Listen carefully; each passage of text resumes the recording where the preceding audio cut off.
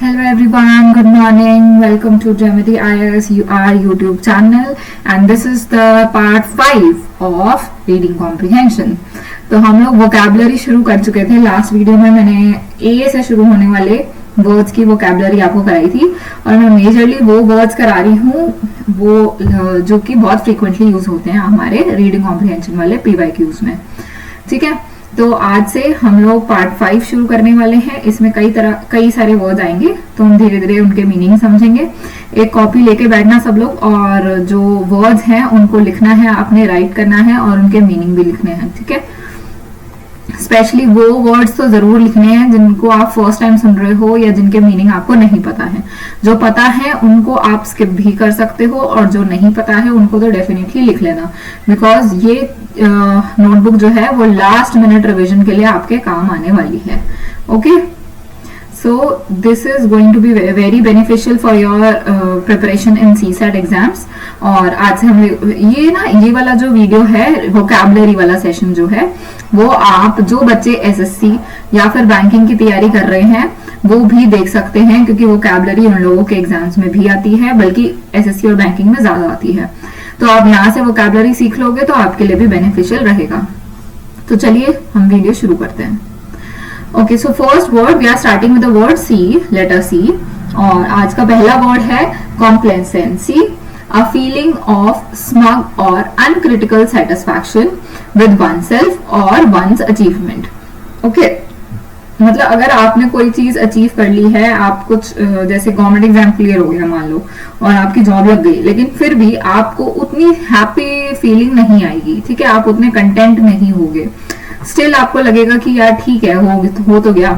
उस टाइप की फीलिंग को हम कॉम्प्लेसेंसी बोलते हैं, जिसमें आप बहुत ज्यादा एक्साइटेड नहीं हो रहे हो, बहुत ज्यादा गुस्सा नहीं हो रहे, मतलब बिल्कुल नॉर्मल शांत आपका बिहेवियर है. ठीक है, इसके सिनोनिम हो गए smugness, self approval and gloating, और एंटोनिम्स हो गए डिससैटिस्फैक्शन. ठीक है, अनक्रिटिकल सेटिस्फैक्शन है आपको इस चीज में. अब कंप्लायंस आ गया next word, to act in accordance with the wish और कमांड. कंप्लायंस मतलब कोई भी आपको जो भी तरीके की विश है या जो भी आपको कोई कमांड या ऑर्डर दे रहा है या आपको कोई सजेशन दे रहा है, तो आप उसके सजेशन से या उसके ऑर्डर के मुताबिक चल रहे हो. You are obeying that person. अच्छा, ये जरूरी नहीं है किसी और को ओबे कर रहे हो, यू कैन ओबे योर सेल्फ ऑल्सो. तो अगर आप किसी भी व्यूज को, किसी भी चीज को ओबे करके उसी तरीके से अकॉर्डिंगली एक्ट कर रहे हो तो उसको बोल रहे हैं कंप्लायंस. सिनोनिम्स में आ जाएगा ओबे, फॉलो, फुलफिल. एंटोनिम्स हो गए इग्नोर या डिसओबे. ठीक है, कंप्लायंस का मतलब वही हो गया कि आप किसी के साथ अकॉर्डिंगली उसके हिसाब से चल रहे हो, उसका साथ दे रहे हो, उसको ओबे कर रहे हो. Next complement. अच्छा, इन दोनों में, अच्छा कॉम्प्लीमेंट वर्ड ऐसा है कि आपको लगेगा कि कॉम्प्लीमेंट तो यार बहुत इजी वर्ड है, हम सबने सुना हुआ है, तो इसमें कौन सी बड़ी डील है. But if you observe it here, there both words are obey only. Sorry, compliment दोनों वर्ड्स हैं, लेकिन डिफरेंस क्या है, यहाँ पे एल के बाद आई आ रहा है और यहाँ पे एल के बाद ई आ रहा है. तो ये हम डिफरेंशिएट करने वाले हैं दोनों वर्ड्स को. ठीक है, इन दोनों में डिफरेंस क्या है, जो आई वाला वर्ड है उसका मतलब होता है आप किसी को प्रेज कर रहे हो और एक्सप्रेशन ऑफ अप्रूवल दे रहे हो. आपने किसी की तारीफ करी, किसी को कॉम्प्लीमेंट दिया, ये वो वाला कॉम्प्लीमेंट है जो हम नॉर्मल लैंग्वेजेस में यूज करते हैं. कौन सा वाला है ये, आई वाला. ठीक है, आई वाला कॉम्प्लीमेंट वो है जो हम नॉर्मली यूज करते हैं कि यार कॉम्प्लीमेंट तो दे दो मुझे, है ना, बोलते हैं ना, अपने लिए कॉम्प्लीमेंट मांग रहे होते हैं. तो कॉम्प्लीमेंट वो है कि कोई आपकी तारीफ कर रहा है, आपको कुछ अच्छा बोल रहा है, पॉजिटिव बोल रहा है, तो वो आपका कॉम्प्लीमेंट हो जाता है. सिनोनिम में फ्लैटरिंग और एप्रिसिएटिव हो गया, एंटोनिम हो गया डेरोगेटरी, किसी की बुराई करना. ठीक है, वो एंटोनिम हो गया. अब ई वाला जो कॉम्प्लीमेंट है उसमें क्या डिफरेंस है, a thing that contributes features to something else in a way that improves और एम्फसाइजेस इट्स क्वालिटी. मतलब कोई भी एक्स्ट्रा चीज जो कि आपके उस चीज को इम्प्रूव कर रही है, आपकी उस कोई भी चीज की क्वालिटी को बढ़ा रही है. कॉम्प्लीमेंट्री डिस्काउंट्स कूपन्स होते हैं ना, या फिर कॉम्प्लीमेंट्री डिश होती है, रेस्टोरेंट्स वगैरह में कॉम्प्लीमेंट्री डिश, मतलब आपने नॉर्मली कुछ मेन कोर्स मंगाया और उसके साथ एक कॉम्प्लीमेंट्री डिश आ गई, उस कॉम्प्लीमेंट्री डिश में आपको कोई डेजर्ट मिल गया या फिर कोई और स्नैक मिल गया, ठीक है, तो वो कॉम्प्लीमेंट्री चीज क्या है, वो मेन डिश को और इम्प्रूव कर रही है और उसको एम्फेसाइज कर रही है, मतलब अच्छा फील करवा रही है, ठीक है। तो वो कॉम्प्लीमेंट्री चीजें हैं जो हम दूसरी तरीके से कॉम्प्लीमेंट को यूज करते हैं, वो यहाँ पे है। सिनोनिम्स हो गए आपके सप्लीमेंट या फिर कंपनी, किसी को आप कंपनी दे रहे हो या कोई भी चीज आपको सप्लीमेंट्री मिल रही है। फॉर एग्जाम्पल आपको फ्लावर्स के साथ you are getting flowers plus a bouquet, a plant, क्या कहते हैं उसे, अवास, ठीक है। आपको क्या कहते हैं, फ्लावर तो मिला ही, आप फ्लावर्स खरीदने गए थे, आपको साथ में वास भी फ्री में मिल गया। ये चीजें मेजरली कॉम्प्लीमेंट्री चीजें ना फ्री होती हैं या डिस्काउंटेड रेट पे मिल जाती हैं, ये बहुत अच्छे से, तो फ्री वाली चीज हो गई। तो ये जो वास है वो आपको कॉम्प्लीमेंट्री तौर पे मिला है फ्लावर लेने की वजह से। जैसे कि आप कोई भी आजकल स्किन केयर का कोई भी प्रोडक्ट लेते हो तो वो कॉम्प्लीमेंट्री गिफ्ट्स डाल देते हैं उसमें, तो कॉम्प्लीमेंट्री गिफ्ट्स जो हो गए वो आपके कॉम्प्लीमेंट्री हो गए कि फ्री में आपको सैशेज या कोई face wash as a gift complimentary मिल गया है। और एंटोनिम में हो गया कंट्रास्ट, ठीक है। ये जो कॉम्प्लीमेंट है ये उसको क्या कहते हैं, अप्रिशिएट कर रहा है, इंप्रूव कर रहा है क्वालिटी को। और एंटोनिम में कंट्रास्ट ऐसे लिखा है कि वो है तो आपके साथ फ्री में साथ में मिल रहा है, लेकिन वो उसके साथ जा नहीं रहा है, वो मतलब उसकी क्वालिटी को इंप्रूव करने की बजाय और बेकार कर रहा है, इसलिए एंटोनिम कंट्रास्ट है, ठीक है। नेक्स्ट वर्ड है कॉनंड्रम। अच्छा, ये वर्ड वैसे काफी लोगों ने नहीं सुना होगा, सो this is a new kind of word, तो इसको प्लीज करके आपने नोट डाउन कर लेना है, स्टार भी मार्क कर लेना है इस चीज में। तो कॉनंड्रम के दो मीनिंग होते हैं, कंफ्यूजिंग और डिफिकल्ट प्रॉब्लम। कोई कॉनंड्रम में फंस गया है या कोई ऐसी कंफ्यूजिंग और डिफिकल्ट सिचुएशन में फंस गया है। और दूसरा एग्जांपल हो गया रिडल। अच्छा, रिडल भी क्या होती है, रिडल भी तो एक कंफ्यूजिंग या फिर डिफिकल्ट सिचुएशन होती है ना, रिडल जिसको आपको सॉल्व करना होता है, तो कंफ्यूज करने के लिए तो होती है रिडल्स। तो कॉनंड्रम के दो मतलब है, कंफ्यूज करना, मतलब किसी भी प्रॉब्लम, जो कोई भी प्रॉब्लम है जो कि डिफिकल्ट है और कंफ्यूजिंग है, और वो प्रॉब्लम अगर कंफ्यूजिंग और डिफिकल्ट हो जाती है तो उसका एक एग्जांपल रिडल भी होता है। तो कॉनंड्रम दो जगह यूज हो सकता है, रिडल की जगह पे यूज हो सकता है या कोई ऐसी जगह पे जहां पे आप कोई कंफ्यूज करने वाली चीज के बारे में बात कर रहे हो। सिमिलर वर्ड्स में हो गया dilemma, quandary, quandary and puzzle and teaser. Okay, dilemma is also new word, अगर आप चाहो तो इसका भी मीनिंग लिख सकते हो। Dilemma is a confusing state, a confusing state. यहाँ पे तो प्रॉब्लम की बात हो रही, कंफ्यूजिंग और डिफिकल्ट प्रॉब्लम है, ये कंफ्यूजिंग स्टेट ऑफ माइंड है, ठीक है। डिलेमा का मतलब आई एम इन अ डिलेमा, मतलब मैं कंफ्यूज्ड हूं कि मुझे क्या करना चाहिए। I am in a dilemma, I don't know what to pursue for my career, मुझे नहीं समझ आ रहा कि मुझे अपने करियर में क्या परस्यू करना चाहिए, मैं अभी कंफ्यूज्ड हूँ, डिलेमा में हूँ, ठीक है। तो ये माइंड की स्टेट ऑफ माइंड है कि जो माइंड है हमारा वो कंफ्यूज है, उसको रिप्रेजेंट करने के लिए हम लोग डिलेमा का वर्ड यूज करते हैं। डेलीटेरियस, डेलीटेरियस का मतलब होता है कॉजिंग हार्म और डैमेज। डेलीटेरियस मतलब कोई ऐसी चीज जो आपको नुकसान पहुंचा रही है, ठीक है। तो इसके सिनोनिम हो गए हार्मफुल, अमेजिंग एंड डेट्रीमेंटल। अच्छा, ये तीनों वर्ड्स जो हैं ये थोड़े से, इसको इंपॉर्टेंट मार्क कर दो, अमेजिंग को, ये थोड़ा न्यू वर्ड है, आपने नहीं सुना होगा मेरे हिसाब से। डेट्रीमेंटल फिर भी सुना हो सकता है। डेट्रीमेंटल और डेलीटेरियस ये थोड़ा सा सिमिलर साउंड भी कर रहा है, तो अगर किसी को डेट्रीमेंटल का मतलब पता है तो उसको डेलीटेरियस के साथ एसोसिएट कर लो अपने माइंड में ही कि डेट्रीमेंटल और डेलीटेरियस दोनों सेम ही वर्ड्स होते हैं, सिमिलर ही मीनिंग रखते हैं, ठीक है। डेट्रीमेंटल और डेलीटेरियस, किसी को नुकसान पहुंचाना। और एंटोनिम हो गए बेनिफिशियल और एडवांटेजियस। एंटोनिम उसका उल्टा हो जाएगा कि किसी का फायदा करना, आप नुकसान का उल्टा फायदा होता है ना, तो आप किसी का फायदा कर रहे हो, बेनिफिशियल हो, या आप किसी को एडवांटेज दे रहे हो, किसी का फायदा ही हो रहा है ना, उस चीज में एडवांटेज मिल रहा है। तो डेलीटेरियस और detrimental are similar kind of words, you can associate with them with each other, ठीक है।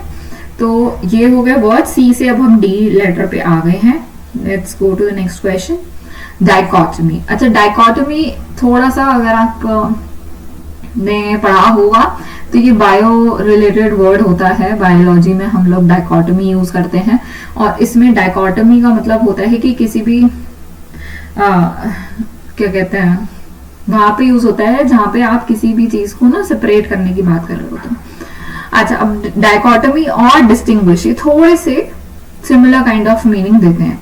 लेट्स सी इनका मतलब क्या निकलता है। डाइकोटमी का मतलब डिवीजन और contrast between two things that are seemingly opposite और कंप्लीटली डिफरेंट। कोई भी ऐसी दो चीजें जो ऑलरेडी कंप्लीटली डिफरेंट है, अलग अलग हैं और बिल्कुल ही ऑपोजिट दिखती हैं, उनके बीच में कंट्रास्ट, उनके बीच के और डिफरेंसेस को डिवाइड करना, या उनके बीच के डिफरेंसेस को दिखाना। ठीक है, डाइकोटमी हो गई कि कोई भी दो डिस्टिंग्विश्ड चीजों को के डिफरेंसेस बताने हैं आपने, मतलब उनके बीच में कॉन्ट्राडिक्शंस बतानी है या पोलैरिटी बतानी है।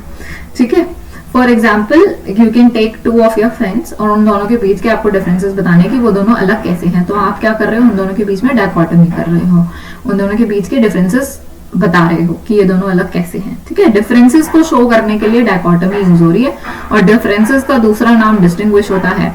तो डिस्टिंग्विश को अगर आप किसी को डिस्टिंग्विश कर रहे हो तो उसको शो करने के लिए आप क्या यूज करोगे, डाइकोटमी यूज करोगे। ठीक है, डाइकोटमी मेजरली वहां यूज होती है जैसे आप किसी भी दो चीजों को डिवाइड करो ना शरीर में, जैसे टू लंग्स को आपने डिवाइड कर दिया, टू किडनी को डिवाइड करके आप पढ़ रहे हो, तो उस चीज को डाइकोटमी कहते हैं। ठीक है, डिस्टिंग्विश का मतलब हो गया टू रिकॉग्नाइज और treat something as different. Distinguish मतलब किसी चीज के बीच में भेदभाव पैदा करना। डिस्टिंग्विश का हिंदी वर्ड मीनिंग हो गया भेदभाव। ओके, भेदभाव करना, किसी के बीच में डिफरेंशिएट करना या अलग अलग करना। ठीक है, सिनोनिम हो गए डिफरेंशिएट, डिस्क्रिमिनेट और सेपरेट। अब इसके एंटोनिम्स बता दो कोई मुझे। एंटोनिम्स क्या क्या हो सकते हैं डिस्टिंग्विश के? यूनाइट करना है ना, और इक्वालिटी या फिर नॉन डिस्क्रिमिनेशन तो नहीं कह सकते हम लोग, और क्या क्या वर्ड यूज कर सकते हैं हम डिस्टिंग्विश का एंटोनिम?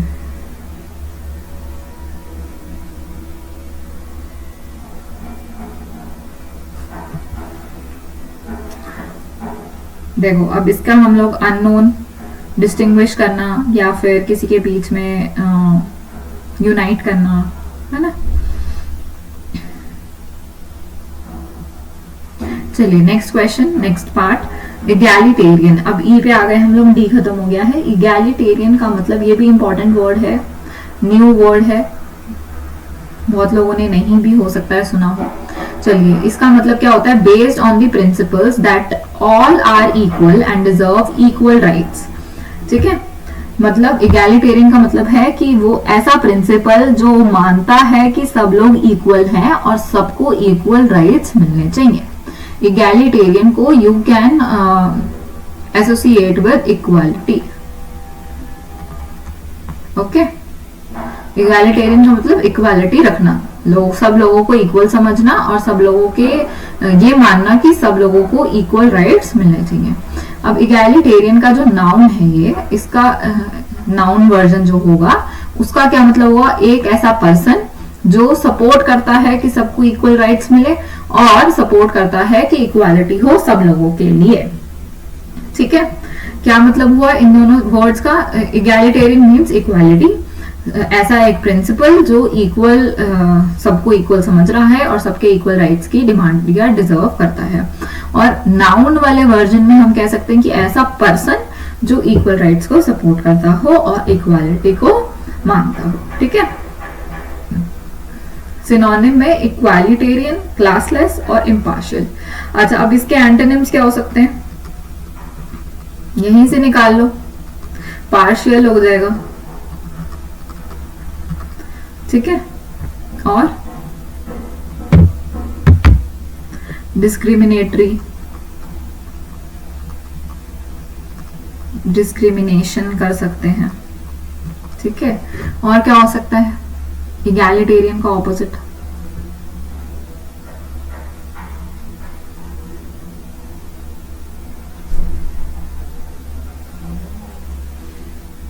अनइक्वल, अनफेयर, है ना।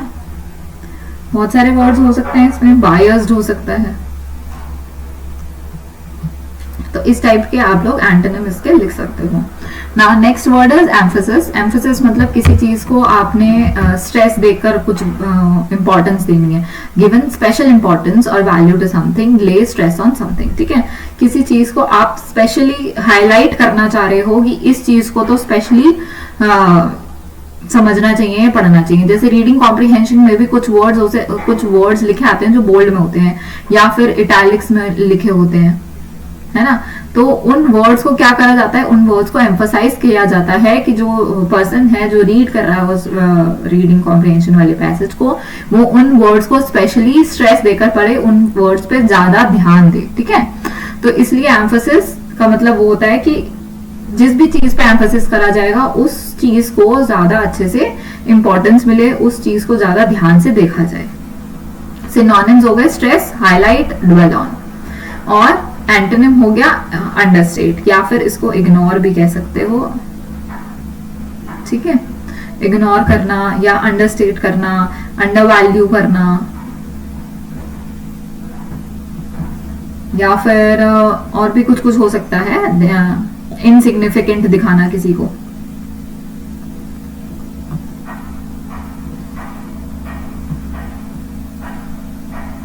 इनसिग्निफिकेंट मैंने क्या लिख दिया है,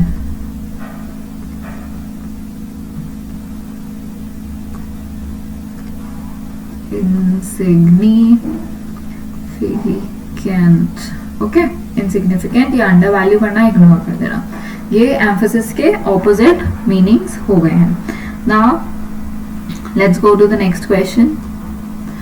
नेक्स्ट वर्ड एम्पेरिकल। एम्पेरिकल मतलब है बेस्ड ऑन द ऑब्जर्वेशन और एक्सपीरियंस रादर देन थ्योरी और प्योर लॉजिक।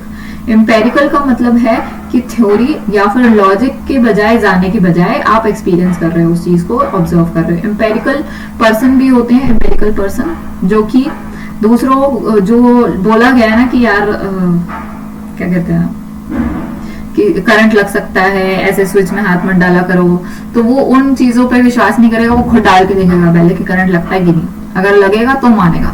मतलब एक्सपीरियंस से वो सीखेगा, ठीक है।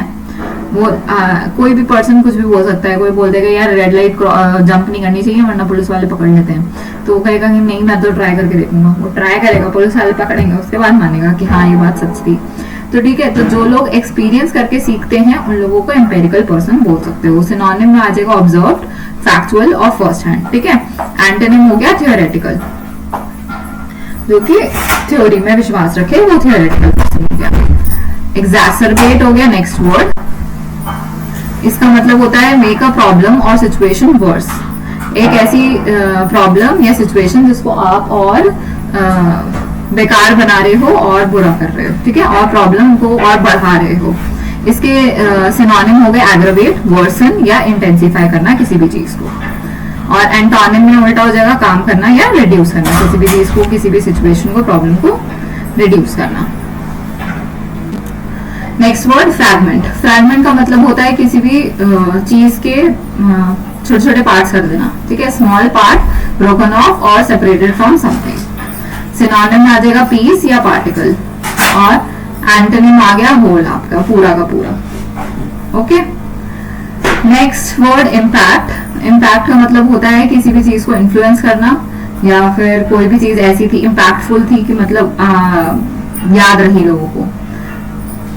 इफेक्ट और इन्फ्लुएंस करना, वो come into forceful contact with another object. जैसे क्या कहते हैं, अगर कोलिजन हो जाता है दो गाड़ियों का तो हम कहते हैं कि बहुत बड़ा इम्पैक्ट पड़ गया यार गाड़ी पे। सिनोनिम हो गए इम्प्रेशन, कोलिजन या क्रैश, ठीक है। कोई भी गाड़ियां क्रैश हो रही हैं तो वो इम्पैक्ट देती हैं एक दूसरे के, उस पे डेंट पड़ जाते हैं, तो वो डेंट क्यों पड़ते हैं, क्योंकि उन गाड़ियों ने एक दूसरे पर इम्पैक्ट दिया था, इफेक्ट डाला था, ठीक है। अच्छा, इम्प्रेशन वाली जो चीज है वो वैसी हो गई कि यार ये बंदा बहुत इम्पैक्टफुल है, मतलब ये जहां जाएगा लोगों की नजरों में आएगा, इसका इतना इसके बोलने में इतना इम्पैक्ट है, इतनी मतलब सिग्निफिकेंट है इसकी वैल्यूज ना, कि लोग ध्यान देते हैं इसकी बातों पे, तो वो पर्सन बड़ा इम्पैक्टफुल है, ठीक है। और कोलिजन और क्रैश जो है वो हम गाड़ियों पे या किसी भी चीज पे की बात कर रहे हैं कि कोई भी चीजों का कोलिजन हो गया है, कोई चीजें टकरा गई हैं, क्रैश हो गई हैं, इस तरीके से। Now next word is indigenous. Indigenous का मतलब ऐसी चीज जो उसी पर्टिकुलर प्लेस में बनी हुई है। इंडिजीनियस हम लोग अपने जोग्राफिकल एरिया में इंडिजीनियस का जो वर्ड यूज करते हैं वो मेजरली इसलिए यूज करते हैं कि ये सामान इंडिजीनियस है या नहीं है, मतलब मेड इन इंडिया है या नहीं है, ठीक है। तो कोई भी चीज अगर मेड इन इंडिया होगी तो उसका मतलब यह है कि वो इंडिजीनियस है, मतलब हमारी ही कंट्री में बनी है। ऑरिजिनेटिंग और occurring naturally in a particular place. Indigenous है मतलब हमारे इंडिया की ही है, मतलब जरूरी नहीं है कि इंडिया ही हो। अगर आप जैसे किसी स्टेट से बिलोंग करते हो तो अगर उस स्टेट की कोई भी चीज पर्टिकुलरली वहीं नेचुरली मिल रही है तो आप उस चीज को अपनी स्टेट से भी एसोसिएट करके बोल सकते हो कि ये हमारी स्टेट के इंडिजीनियस है, मतलब हमारी स्टेट में ही मिलती है। ओके, फॉर एग्जाम्पल अगर हम इसमें देखें तो for example is black pepper, जिसके लिए ये ब्रिटिशर्स इंडिया आए थे, है ना। ब्लैक पेपर लेने ही तो आए थे क्योंकि वो ब्लैक पेपर जो थी वो सिर्फ इंडिया में मिलती थी, इंडिजीनियस टू इंडिया ही थी, ठीक है। सिनोनिम में आ गए native, Aboriginal and local. Native India के ही नेटिव है, लोकल है यहीं की लोकल है, और एब ओरिजिनल, ओरिजिनल वर्ड इसमें से देख लो, ओरिजिनल है यहाँ की ही, यहीं की ओरिजिनल है, यहीं का ओरिजिन है, यहीं से निकल के आई है, ठीक है। एंटोनिम में आ गया माइग्रेंट और फॉरेन। फॉरेन देखो लोकल का ऑपोजिट फॉरेन होता है तो फॉरेन आ ही जाएगा। माइग्रेंट मतलब कहीं और से ट्रैवल करके आई है, तो कहीं और से आई नहीं आई है, यहीं की है, इसलिए इंडिजीनियस बोला जाता है, माइग्रेंट नहीं है। ओके, माइग्रेंट मतलब कोई और किसी और देश से कहीं और पहुंचा है, कहीं और से ट्रैवल करके आया है, तो वहां का क्या हो गया, माइग्रेट हो गया, माइग्रेंट पर्सन हो गया। Next is integration, a process of uniting different things. Integrate करना किसी चीज को, अगर आपने मैथ्स में पढ़ा होगा तो ये जब इंटीग्रेशन करते हैं हम एक्स डी एक्स, तो इसमें क्या हो रहा होता है अगर किसी को पता हो तो बेसिकली जैसे कोई भी ग्राफ होता है ना, उसको हम लोग छोटे हिस्सों में डिवाइड कर देते हैं, ठीक है। तो अगर ये x था तो एक छोटा सा हिस्सा जो है ना, ये पार्ट, इसको हम dx बोलते हैं, ठीक है। तो डिफरेंशिएट जब हम करते हैं ना तो हम पूरे x को ये छोटे छोटे पार्ट्स में dx में डिवाइड कर देते हैं, और जब हम इंटीग्रेट कर रहे होते हैं तो इंटीग्रेट का मतलब ये सारे dx जितने भी है ना, ये सारे dx मिलाकर हमें x बनाना होता है, ठीक है। तो इंटीग्रेशन में हम लोग सारे dx को मिला रहे हैं, इंटीग्रेट कर रहे हैं, तो एक पूरा ग्राफ बन के आ रहा है, x बन के आ रहा है।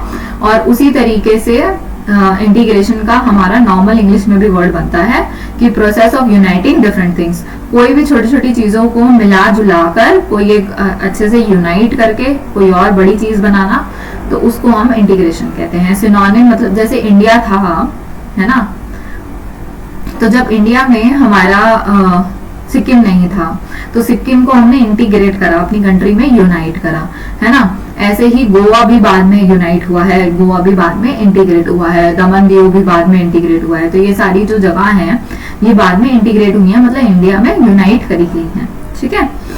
सिनोनिम हो गए कॉम्बिनेशन, यूनिफिकेशन और इनकॉर्पोरेशन। सबके सारे नॉर्मल वर्ड्स हैं, ये सब लोगों ने पढ़ रखे होंगे और सबके मीनिंग्स भी पता होंगे। एंटोनिम में हम लोग सेपरेशन या सेग्रीगेशन की बात कर लेते हैं कि एंटोनिम मतलब सेपरेट कर देना या सेग्रीगेट कर देना या डिवाइड कर देना, ठीक है। डिवीजन भी इसमें लिख सकते हो आप, डिवाइड एंड रूल। तो ये एंटोनिम वाला जो चीज है ना, इंटीग्रेशन का उल्टा काम करा था ब्रिटिशर्स ने इंडिया में आके। Still we are united and integrated. Okay, next is jurisdiction. Jurisdiction का मतलब है एक ऑफिशियल पावर जो कि लीगल डिसीजंस या जजमेंट लेने के लिए होती है, ठीक है। एक ऐसी पावर जो लीगल डिसीजंस और जजमेंट्स ले सकती है, वो जुरिसडिक्शन है उसकी। जैसे कि हाई कोर्ट की जुरिसडिक्शन होती है उसकी अपनी स्टेट, तो वो जो हाई कोर्ट है वो स्टेट से रिलेटेड जितने भी मैटर्स हैं उसके डिसीजंस ले सकती है, उसकी पावर हाई कोर्ट के पास होती है। और जितनी भी पूरे कंट्री की पावर है, फुल कंट्री की, फुल कंट्री की जो जुरिस्डिक्शन है वो सुप्रीम कोर्ट के पास होती है, मतलब सुप्रीम कोर्ट जो है वो पूरी कंट्री के रिलेटेड जितने भी लीगल मैटर्स हैं उसके ऊपर डिसीजन दे सकता है। तो जुरिस्डिक्शन मतलब वो एक एरिया या एक ऐसा बिलोंगिंग, मतलब एक ऐसी जगह जहां पर वो पर्सन अपनी लीगल पावर को अपना एसोसिएट कर सकता है। ठीक है, सिनोनिम हो गया अथॉरिटी, कंट्रोल, पावर और डोमिनियन। ओके, मिटिगेट का मतलब क्या होता है? मेक समथिंग लेस सिवियर, मतलब उस चीज को कम कर देना। Lesson the gravity of something, उसको मिटिगेट करने को कहते हैं। सिनोनिम का मतलब होता है, सिनोनिम हो गया इसके एलिविएट। एलिविएट हमने लास्ट क्लास में, लास्ट वीडियो में पढ़ा था। रिड्यूस करना, किसी चीज को डिमिनिश कर देना, मतलब कम कर देना। ठीक है, मेक समथिंग लेस सिवियर, किसी भी चीज को कम कर देना। और कोई भी गलत चीज को, जैसे कोई वोल्केनिक इरप्शन हुआ है तो उसका जो नुकसान हुआ है उसको मिटिगेट कर देना, उस चीज को उसके नुकसान को कम कर देना कि और तबाही ना हो। एंटोनिम हो गया एग्रीवेट और इंटेंसिफाई। एग्रीवेट भी हमने लास्ट क्लास में करा था, तो ये दोनों वर्ड्स हम लास्ट क्लास में कर चुके हैं। उसी का मिटिगेट भी हमने सिनोनिम और एंटोनिम में पढ़ा था लास्ट क्लास में। ठीक है, फिर भी याद रख लेना, या फिर जब एंटोनिम सिनोनिम लिखोगे तो उसमें मिटिगेट को अच्छे से हाईलाइट करके एम्फसाइज करके लिख देना, सो दैट आप इस पे भी जब भी पढ़ोगे तो इस वर्ड को भी एम्फसाइज करके लिखोगे तो इस चीज पे भी ध्यान दोगे जब भी पढ़ोगे। ठीक है, मडल, मडल का मतलब होता है मिक्सअप, अ कंफ्यूज्ड स्टेट। कोई भी चीजों को मडल अप कर देना, मतलब मिक्सअप करके रख देना सब कुछ। ओके, डिसएरे और डिसऑर्गेनाइज, इसके सिनोनिम्स हो गए। एंटोनिम हो गया orderly. Okay, it was simple. ये मॉडल है, पडल नहीं है, तो इसको कीचड़ या फिर उससे एसोसिएट मत करना। मॉडल का मतलब मिक्सअप कर देना किसी भी दो चीजों को, और कंफ्यूज स्टेट में रहना और सब कुछ इधर उधर करके रखना। ठीक है, कुछ ऑर्गेनाइज्ड वे में नहीं होगा। ठीक है, ऑर्डरली कह सकते हो या ऑर्गेनाइज्ड कह सकते हो, एंटोनिम है। Okay, next is necessitate. Necessitate मतलब नेसेसरी है कोई चीज, नेसेसरी का ही दूसरा वर्ड है नेसेसिटेट। नेसेसिटेट, अच्छा, make something necessary as a result और कॉन्सिक्वेंस, कोई भी चीज को नेसेसरी या फिर इंपॉर्टेंट बता देना। और सिनोनिम होगा इसके एंटेल्ड और रिक्वायर्ड। ओके, एंटेल भी थोड़ा सा इंपॉर्टेंट वर्ड है, इसको भी थोड़ा सा हाईलाइट कर लो क्योंकि इसका मीनिंग इतनी जल्दी से समझ नहीं आता है। और एंटोनिम बता दो इसके, एंटोनिम्स क्या हो सकते हैं नेसेसेट के? इनसिग्निफिकेंट, ओके, कोई भी चीज जो सिग्निफिकेंट नहीं है, इंपॉर्टेंट नहीं है, ऐसी है फालतू की।